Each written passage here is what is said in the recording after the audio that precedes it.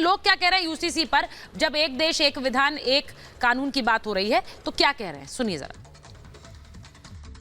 हिंदुस्तान के लिए यूसीसी उतना ही जरूरी है जितना बुखार में बिना पैरासिटामोल के बुखार नहीं उतरता है, वैसे यूसीसी के बिना हिंदुस्तान का विकास संभव नहीं है। मोदी जी ने कोई मुद्दा उठा दिया तो वो हुआ नहीं है, आज उठा दिया और इलेक्शन हो या ना हो, आगे हो जाए कुछ हो जाए, लेकिन यूसीसी जरूर लागू होकर रहेगा। अगर एक देश एक संविधान पे चलते हैं तो वो सबके लिए फायदेमंद है।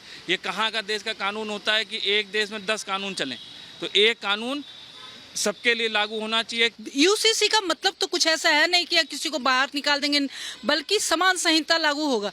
एक देश में एक तरह के न्याय पद्धति है, एक तरह के आय हम चाहते हैं, तो एक तरह का नियम सबके लिए हो। सबके लिए एक कानून होना चाहिए, कोई पर्सनल लॉ नहीं, किसी धर्म के लिए, किसी जात के लिए नहीं।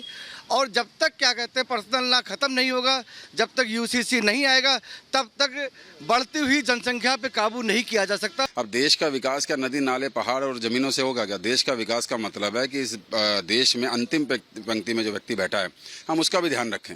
जब हम सब लोगों का बराबर विकास करने की बात करेंगे तभी तो देश का विकास होगा। और अगर इस तरह का कोई कानून लाया जा रहा है तो उसमें दिक्कत क्या है? अब एक बात ये कही जा रही है, मैं एक बार जरा अंबर, एक बात ये कही जा रही है कि जो एक ड्राफ्ट तैयार हो रहा है उत्तराखंड का ड्राफ्ट, उसमें जनसंख्या की भी बात है। भाई जनसंख्या इतनी हो, एक परिवार के बच्चे 2 या 3 हो, उसमें वो ड्राफ्ट जब आएगा तब सामने आएगा। लेकिन अगर नहीं होगा तो उस पर फिर कुछ ऐसी चीजें हैं कि सरकारी आपको सुविधाएं नहीं मिले, ये ड्राफ्ट जब आएगा तब पता चलेगा। लेकिन क्या ये ड्राफ्ट का हमें थोड़ा इंतजार करना चाहिए? जनता की बात आपने सुनी है अंबर, मैं इसलिए बोल रही हूं क्योंकि आप खुद एक मुसलमान महिला हैं और महिलाओं के अधिकारों से वंचित करने की बात हम हमेशा से सुनते आए हैं। ये आएगा तो जैसा आपने कहा, ना आप कुकृति बनेंगी ना मैं जैदी बनूंगी, समानता रहेगी। बिल्कुल वही है ना, समानता की बात हो रही है। मैं भाटी जी के एक बात का जवाब देना चाहती हूँ कि वो स्टार्टिंग से एक ही बात कह रहे हैं कि ये मुसलमानों को टारगेट कराने के लिए महसूस कराया जा रहा है या उनको ह्यूमिलेट किया जा रहा है। ये 2-3 दिन से यही बात हो रही है जब से प्रधानमंत्री मोदी ने इस तरह की बात कही है।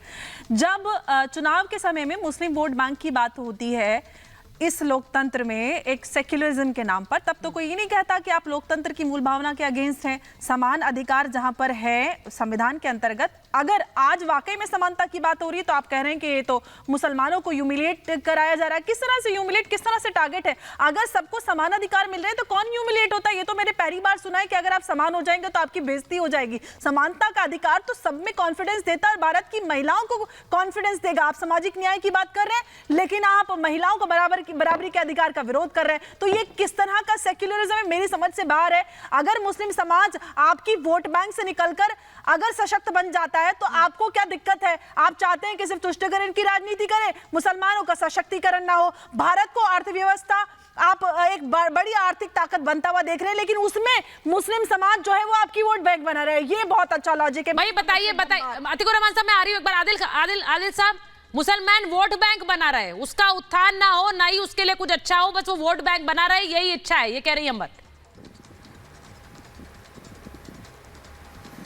प्रधानमंत्री जी बहुत मुसलमान कर रहे हैं, तो प्रधानमंत्री जी से पूछिए ना पासमानदा मुसलमान उनके कैबिनेट में है, ना एक बीजेपी में एमपी मुसलमान है, ना पासमानदा से है। बतलाइए किस तरीका का इंसाफ है?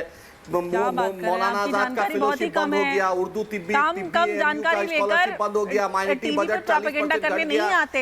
कश्मीर से एक पासमानदा बीच में बार-बार क्यों बोल रही है? एमपी है, भड़काने वाली बात आपकी समस्या है, मेरी समस्या नहीं है। अगर डिबेट में आते तो तैयारी से आया कीजिए, पढ़ा कीजिए, तब आपको बाद में खाया खा लीजिएगा।